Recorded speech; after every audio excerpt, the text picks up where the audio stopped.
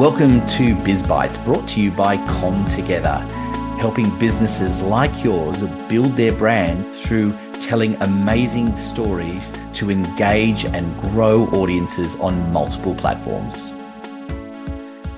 Well, hello everyone, and welcome to another edition of BizBytes, where I have a guest has an accent, but we won't hold that against him.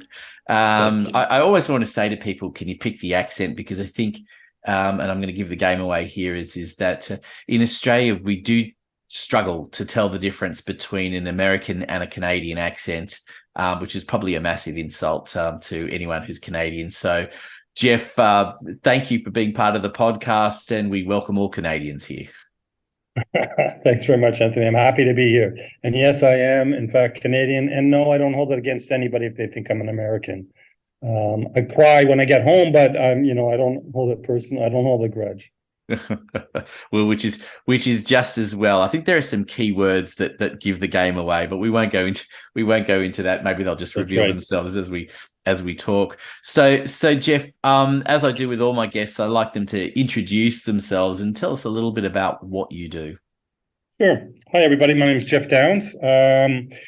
As we talked about, I'm from Canada. I came out to Australia in 2007 to start up a business called Redback Conferencing. That was a teleconferencing, web conferencing, video conferencing company. That was half of our business. The other half of our business was managing virtual events, digital events, that kind of thing. In fact, we were actually the first people in the world to start managing that. It grew so large, we had 4 studios here in Sydney and another 4 in Melbourne. Recently, though, I've sold the business. I sold it just towards the end of 2022. And I am now working as a consultant, helping other entrepreneurs maximize the value in their business. This last one I did was my 4th business that I've started, operated, and sold. So I've made tons of mistakes along the way. So I figure I just tell people, don't do what I did, and we'll be all good. Yeah, it's an admirable thing, isn't it? That idea of helping other people and not make the same mistakes that we've made. And I think that's part of the growing pains of any business, isn't it? We make mistakes, but it's easier said than done to recognize the mistakes and to learn from the mistakes and to help people not make the same mistakes so that they actually listen to you. Oh, you're totally right, Anthony. I mean, like, you know what it's like when you're right in the thick of it and things are coming at you fast and furious and you're trying to break even, or you're dealing with an upset staff or an upset customer or that kind of thing. It's really hard for you to remove yourself from the fire and take a look at it. So I've found that getting an outside perspective can really help, and I've kind of leaned on that along the way. It's really kind of funny. Every business I've had, I've brought in a board of directors to help with that. Initially, it was just there to rubber stamp, whatever I wanted to do kind of thing. And I didn't really appreciate the value that a board brought to me. And it was only later in life, I think, when I started getting gray hair and thinking about things and making lots of mistakes, that I realized actually a board's there to support me. It's there to challenge me. It's there to give me a different perspective, to ask me, well, why are you doing that? So you're totally right. Outside perspective, whether it's a board or a consultant or a peer group like EO or any of those other kind of organizations, it's quite helpful. Yeah, I think it's necessary for business and business leaders to have people that are not afraid to tell them like it is, and to see things differently without you having to be defensive about it. Because too often as a leader, we feel that need to be defensive and justify what we're doing, even if perhaps we can't. And having a group or at least a person or a group of people, as you say, a board is and I'd love to explore that idea a bit as well, is I think is critical. Yeah, you're totally right. Of course, the key thing there is trust. Right? If someone is critical or criticizing you or that kind of thing, you can take that on board, and that can be a very, very positive experience as long as there is trust. When I know that what you're saying to me is coming from the right place and the right motivation, as long as we've developed a trusting relationship, then you can let it fly. You can say whatever you want because it's going to be well received. So it's good to develop those good, trusting relationships with people that will challenge you. Absolutely. And I love the idea of a board as well, because often we think about the notion of a person, commonly a business coach, for example. And sometimes it's a coaching school, so there might be a few people in that, but it's not. But the idea of a board is something different again, because it's a group of people, and most people think of a board as literally being someone who's in control of a business at a high level and that kind of board. But there is this idea of a board of people that become your reference group as much as anything else. Completely right. As long as we've been in business, each one of us out there, or any of your listeners, I mean, we don't know absolutely everything. There's different people that have different skill sets. And if you've got a good, supportive, engaged board with a bit of a variety of skill sets, one might be strong in sales and marketing, another maybe it's finance, another, risk or compliance or whatever that happens to be, it can really help a lot. It can help a lot with your strategy, and with you just minimizing some of the risks, avoiding some of those pitfalls. So I just think it's entirely a positive. Yeah, and I suppose that's the question then Jeff. Where do you see your role moving forward with this new venture that you've established? Well, okay, first and foremost, I'm absolutely loving it. No staff. I don't have, I had like 40, 50 employees. I don't have to deal with any of that kind of stuff. I don't have rents that I'm paying for while everybody's sitting at home, or any of that kind of stuff. So I'm really enjoying the flexibility of that. And really my role is, just to interface with people, learn about their business, understand how they want to exit, what do they want to get out of that exit. I've got a whole bunch of not just experience, but I've got a lot of tools that I can bring, exercises and resources, materials, different kind of questionnaires. A lot of it's science based, that helps guide people's decisions. And really, what it is I get into a business, I take a look at what are the things in that business that are driving the value of that business, and what are the things in that business that are detracting from that value. So my job then is to work with the business owner and amplify those things that are working for them, really make sure that those have a voice and they've got room to run, and then take a look at the ones that are detracting from your value and bringing to bear some of the tools to measure that, understand why those issues are happening, and give them the resources they need to be able to go in and address it. Also, sometimes it's just to be a sounding board. I mean, it's lonely at the top. It's really, really kind of lonely at the top, right? And when you're an entrepreneur and you're in there plugging away and you've got employees, either you have a big staff or you don't have a big staff, but you've got employees, they might love the business and all that kind of stuff, but really at the end of the day, they're more worried about themselves and how things are affecting them. Nobody is really, really, at the end of the day, really worrying about the business owner. And his issues or her issues are always they're always taking second place. And there's no one really there to hear their issues and either just be a shoulder to cry on or a sounding board. I mean, for me personally, I didn't want to take that home. I didn't want to be talking about all my issues at work when I got home and talk to my wife about all this kind of stuff. I mean, she really cared. Don't get me wrong. She's smart as a whip. She's way smarter than I am, but I want to leave work at work as much as I can. For business owners, that's pretty tough to do. So I don't want to, it's already hard enough to shut it off as it is without engaging my wife and talking about all the issues I got.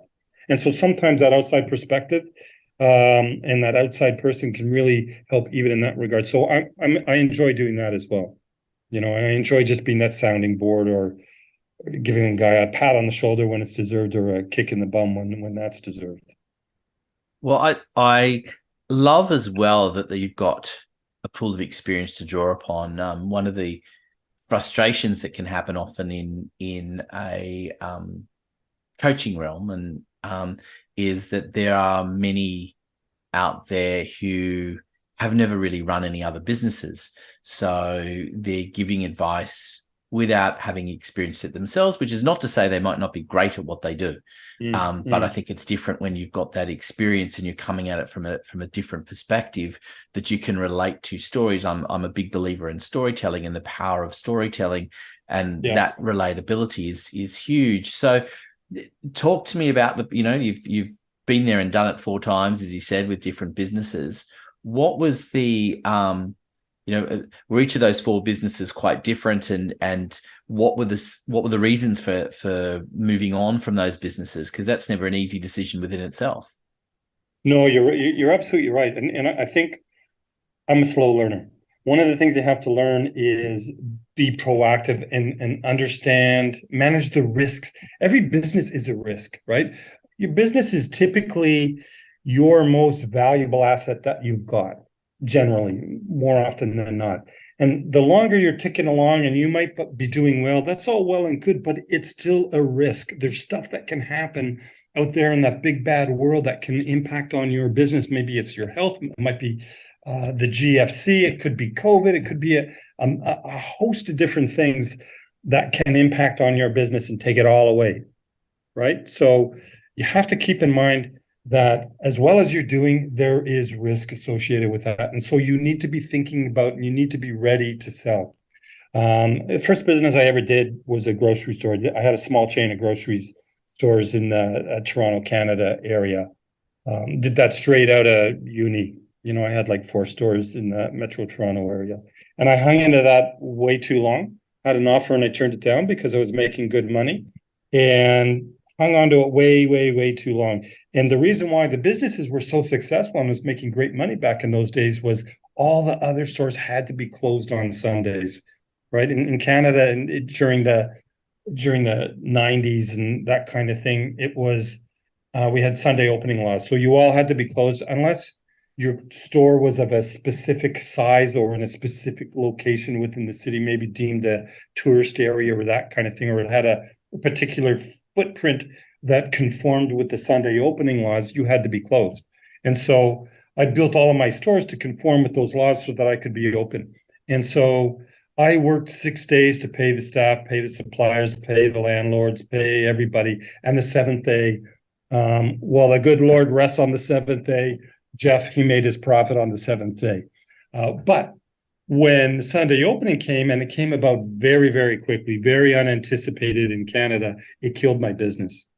And so, my learning there was I was not prepared to sell. And sometimes the best offer is the first offer. Sometimes you have to take a look at it and explore it and keep an open mind. I had a closed mind, a narrow vision. And truth be told, I was young and I probably didn't have enough confidence in myself. I thought to myself, look, I'm making all this money doing what I'm doing right now. If I take this, how do I know I'm going to make that same kind of level of money again doing something else? So I think probably it was a little bit of lack of foresight and a lack of confidence is why I hung into that one a little bit too long. I left there and helped start up a we started recruiting software engineers. I'd never touched a computer in my life, and here I am recruiting hardware and software engineers. But my partner knew what he was talking about, and I got in there and got going with that. And I only stayed in that one. I just dipped my toe in that. I was in that for like 2 years, and I was in and out. Really wasn't my kind of thing, and so it just wasn't for me. It was kind of soul destroying, actually. People are coming to you with their hopes and their dreams. Please find me a job. Help me out. And when you're not really qualified and stuff, you're just throwing stuff all over the place. Like it really, I didn't feel good about it. It didn't resonate with me. It was a business I probably shouldn't have got into. I think one of the lessons there is do stuff that you're passionate about, do stuff that you love,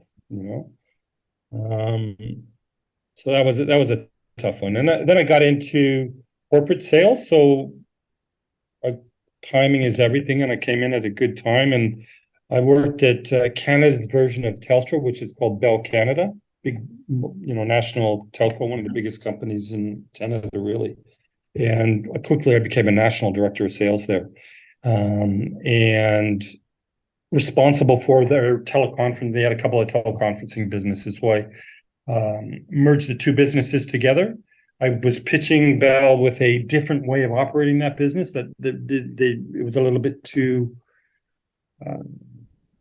radical for them, a very big blue conservative type of a business. So they liked the idea of consolidating the two businesses together, but they didn't like the rest of my business plans. So after I consolidated them, I went to the markets, I raised some money, and I started my own company, Enunciate Conferencing, a fairly large teleconferencing company. It grew really, really quite quickly, and hung in there for like 5 years. We were like the 12th fastest growing company in Canada at the time, and I sold it to like $1 billion multinational conferencing company and thought I would retire. That didn't stick. It took a few years off, and we traveled around. We discovered Australia through our travels. The kids were all really, really young. And when it came time to do something else, I told my wife, look, let's move to Australia and start up a business. We like Australia. Let's try something new. And like that was all my research. I was mentioning, what were off air. I thought Australia was hot. I thought it was hot 24/7, 12 days a month, 12 months a year. We all rocked down in shorts and t-shirts, finding out in the middle of June that no, actually it's pretty darn cold. So, but fortunately it turned out well. It was great. Loved it. Absolutely loved it. So I think my learnings through all of that was be better prepared for a sale than what I was. Kind of start, if ideally in the best world, you would start a business with the end in mind. You would kind of start it up right from the get-go. How am I going to structure a business that I can build as much equity into this business as I possibly can, pull as much profit out as I possibly can, and make it easy to sell when I want to sell. When I want to sell, not when I have to sell. So it's a really interesting idea as well, because from a marketing perspective, we talk about why and purpose and all of these kinds of things as well. But at a simple level, when I talk about storytelling, I often talk about you've got to know the end before you can start writing the beginning and the rest of the story. And it's similar to that. So I'm fascinated by all of those things, but I'm wanting to know what's driven you, because when you were young, university or schooling days, what was the vision and what was the influence like from your parents? Because you've got clearly got a very entrepreneurial streak, and as such, to drift into different businesses and to different countries. So where does that all come from? It comes from being the black sheep in the family. Like my look, I was blessed, right? I was raised in a very, very loving, supportive family.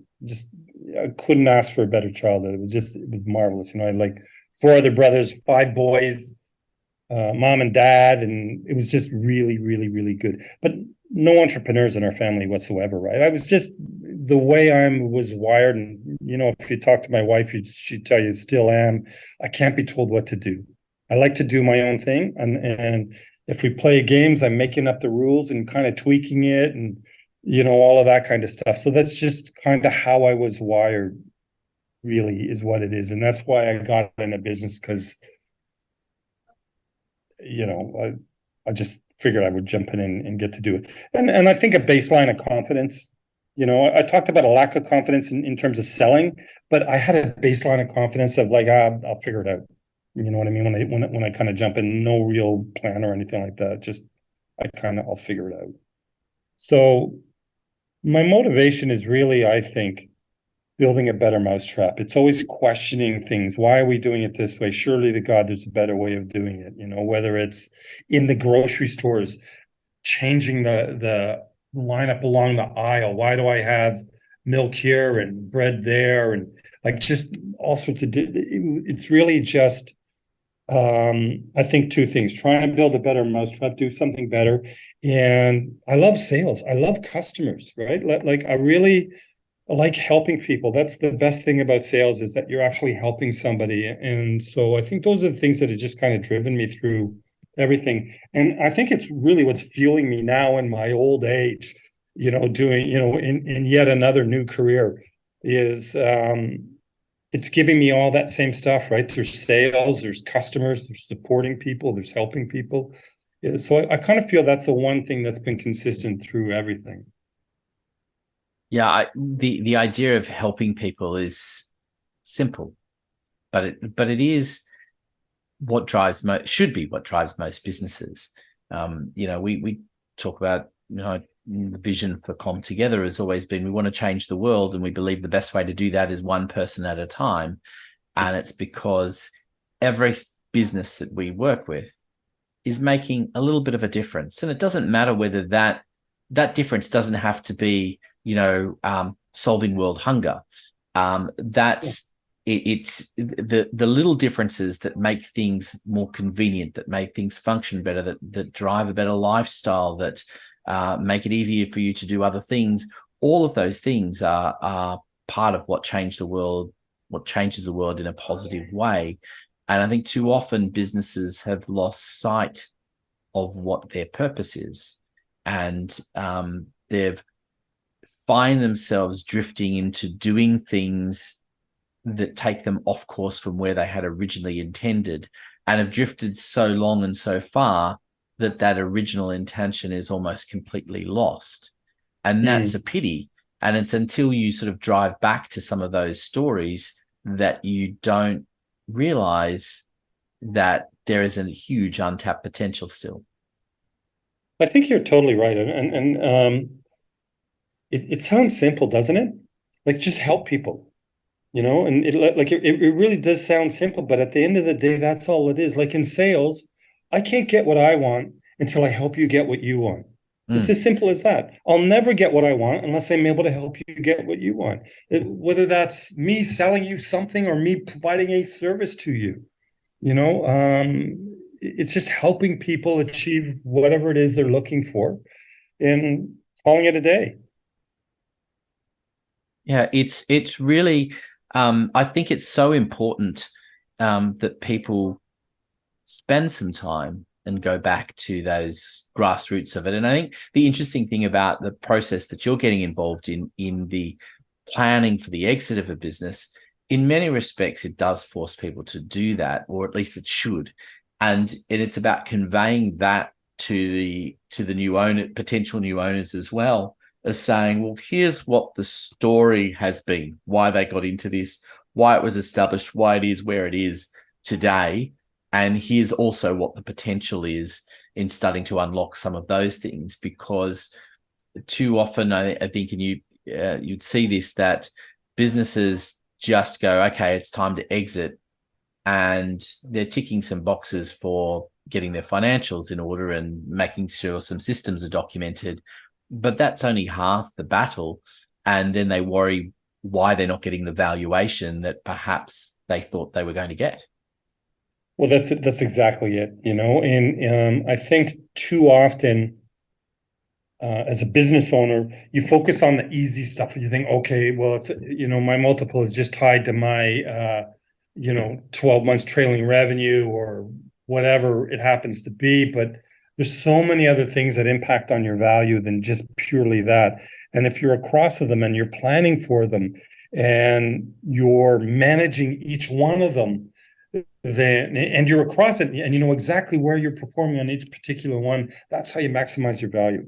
Obviously, you need the profits because, whoever's buying your business isn't buying last year's profits, they're buying next year's profits. So you've got to be able to tell the story, right? And you've got to be able to tell it holistically in every single different area. So it's why it's so important to bring people in, external, who can see things in the way that potentially someone that's going to buy the business is going to see them. And again, you talk about that trust factor early on, and building that trust so that people will understand that you're coming with their best interests at heart, and that we're trying to plan for an exit that is going to be a win for everybody. And part of that is sometimes the hard truths that you have drifted, and that you need to unlock some new potential in order for people to see it. Because I think that's the hard thing that we realize as well, is that most people can't easily see a vision for what the potential is.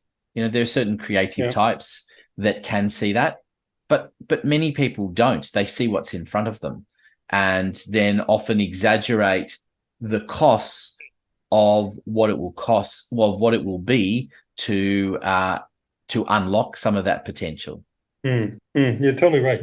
And I think it comes back to what you were talking about earlier, about how sometimes an outside perspective looking in can help shine a light or change your perspective a little bit. When we're following and we're in the trenches and we're putting one foot in front of the other, one foot in front of the other, trying to keep all the balls in the air, it's really, really hard to say, okay, where am I going to unlock some potential? And I'm just worrying about keeping those balls in the air and keep on moving forward, right? So yeah, I think you're totally right. It's about looking at everything holistically and being able to articulate the story, tell that story, paint that picture, paint that picture for your employees, why you're doing it, to your clients and to your prospective purchaser. Like understand your story, understand what it is that makes you unique, be able to articulate that effectively and authentically. You got to really, really believe it, and you really got to live it. How many guys have you seen in business that talk about, oh, I'm all for a really good positive culture. Culture is everything in my business. And then meanwhile, they're treating their staff, or they're not trusting their staff, or they're really kind of, they have to win with each employee and stuff like that. What they say and what they do are two entirely different kind of things. And so absolutely, it's often people say what they believe they need to be saying, and they don't do it with any ill intent, but they say what they believe is right based on their experiences and the people around them in order to satisfy that. But is it what they really mean? Is it what they really do? And those two things are quite often confronting to think about, but really powerful when you unlock it. And many examples where I've worked with clients over the years where we talk about core values and what they've listed as a core value for a business, and then the way they operate, they don't match. And it's okay to change them. It's okay to change it and to be who you are, not who you think the business should be, to tick some imaginary box for people. Because what happens is, otherwise, when people come to join you on that journey in whatever fashion that is, whether it's be it a supporter, be it a staff member, be it someone who's buying from you, there's inevitably a sense of disappointment because what you say and what you do are not the same thing. And you have to have those things aligned. You're totally right.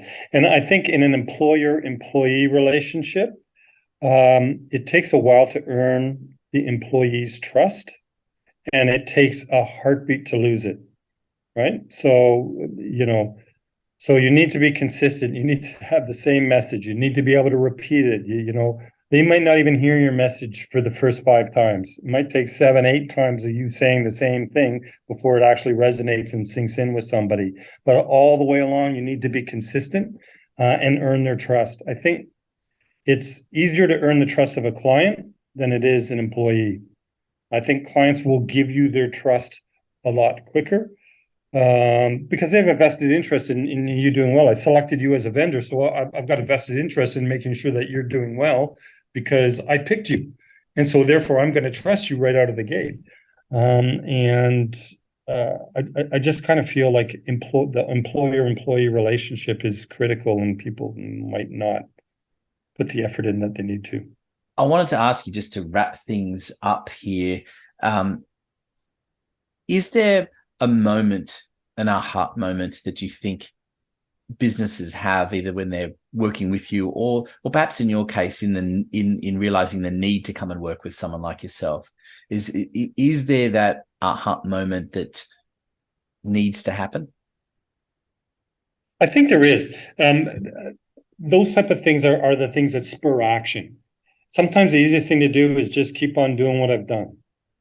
Right. And we're humans, man. We're wired to take the easy path if we can. That's just human nature. And so sometimes the only reason why we will implement change is because we have a problem.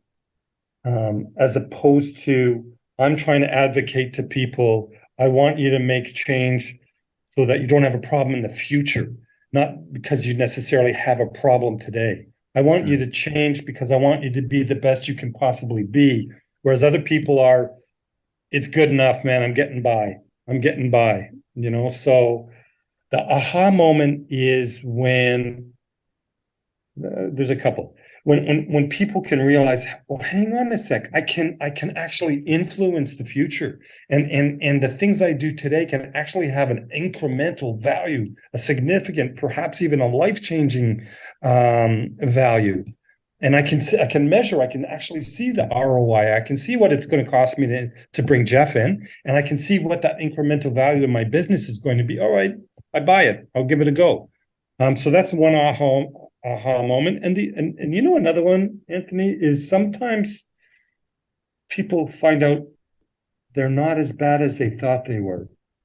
They look at this and they realize, you know what, I'm actually doing all right in this area, in this area, in this area. It's not so bad. And, if I can help them look at it and kind of shape their story a little bit and shape their message, one of the things I like to work with people on is, what makes their business special and why are they unique, and help them kind of polish that thought, even if they don't do anything with it, for them to even just think that way. But that's a nice feeling as well when I see that aha moment where they realize, oh, hang on a sec, it's not so bad. It's not so bad.